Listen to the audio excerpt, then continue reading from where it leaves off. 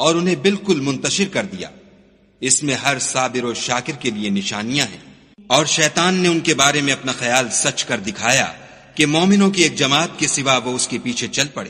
اور اس کا ان پر کچھ زور نہ تھا، مگر ہمارا مقصود یہ تھا کہ جو لوگ آخرت میں شک رکھتے ہیں ان سے ان لوگوں کو جو اس پر ایمان رکھتے ہیں متمیز کر دیں، اور تمہارا پروردگار ہر چیز پر نگہبان ہے۔